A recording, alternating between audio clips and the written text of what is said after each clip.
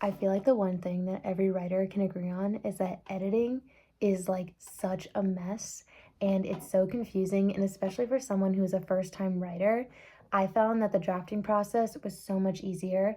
It was all like, do writing sprints, keep going, don't edit, like, keep writing if it's terrible. And like those things I can get behind because I feel like a lot of that is just perseverance and acceptance.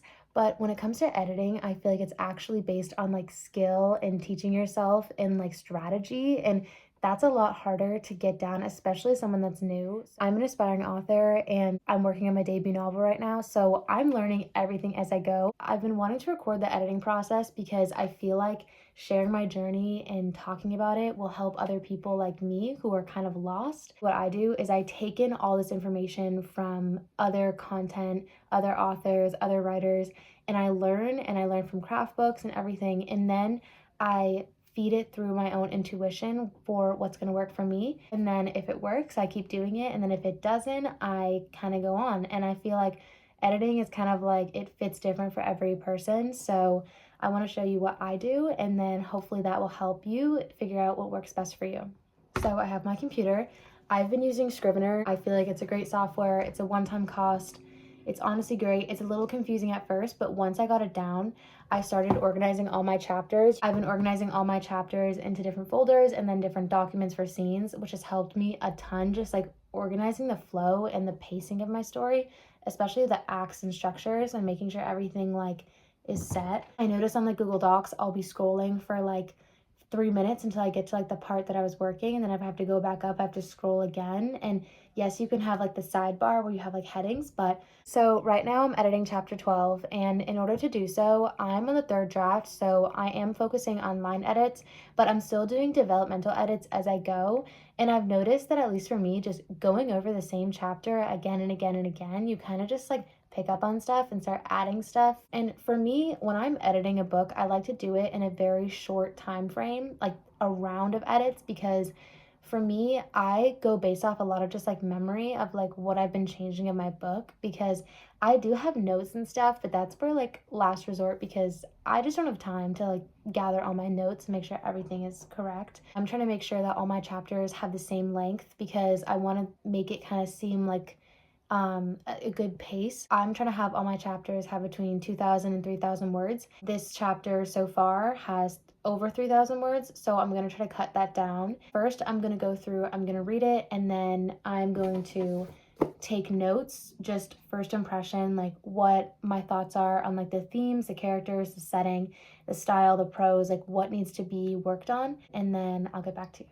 A lot of my notes are around like questions and making sure plot holes are connected, and also details and making sure that character arcs are making sense with like character behavior and emotion. I've been using the emotion thesaurus. It's honestly really great because it goes into all these different emotions and then it tells you different phrasing to use for behaviors and like internal sensations and like all this stuff, because sometimes if I sometimes will overdo emotions and it makes the story feel like a melodrama, which is not my intention. For example, like desire. This is a good example. And then it goes through like all these different options. And then what I've been doing actually is, let me go to like an example. So I've been like highlighting different phrases that I like and that work with my story and my characters. So whenever I'm like stuck on something, I will go back and try to use this as a resource, and it's really helpful. So I'm going through and reading each scene in sequence. For chapter 12, I have 3 different scenes, and a lot of times I end up rearranging the order of the scenes based on how I've edited the chapters before.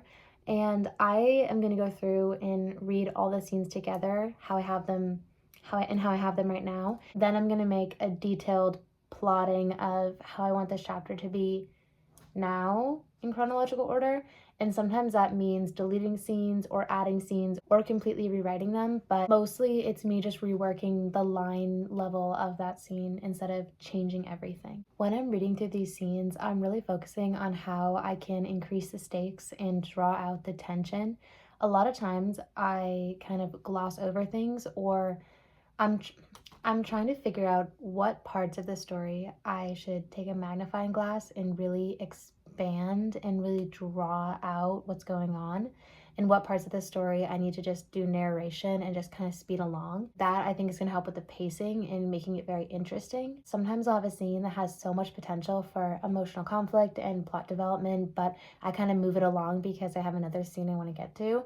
But I want to make sure I'm moving away from that and more into like diving into what's really interesting about each part of the story. So now I have about a page of notes that I took from this chapter, and I'm going to go through and evaluate them, and then I'm going to make a new outline, and then I will move around different documents in Scrivener if it is needed for this chapter. I just wrote down really messy bullet points for what I want to happen in this chapter, and as you can see, I kind of like summarized it and cut it down. For this chapter particularly, the scenes are already in chronological order, so I'm going to go through and now I'm going to do line level edits, and I'm just going to read it as I go and then change things as I'm reading it.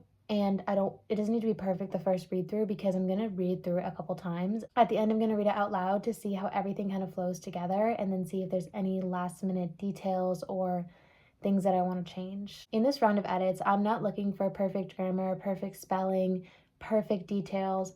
This is for my alpha readers, making sure that it's readable, that it's cohesive, that it makes sense, and that it kind of has the general idea of what I'm going for. I just want to make it as close to like my vision as possible, but it doesn't have to be perfect. A lot of times I will just indent and just start writing, and then I'll kind of go into the existing scene that I have and start like copy and pasting things that I'm going to keep. So this is all the time I have for this editing session.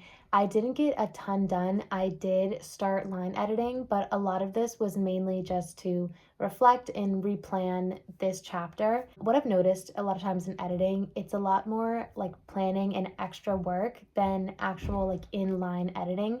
So I still feel like it was very productive. This overall took me about like a half an hour, 45 minutes, but I've noticed that putting more work in the front end, it always pays off. So thank you so much for watching. I really appreciate it. I love having you along the journey and I love learning along with you. So thanks for watching and happy writing.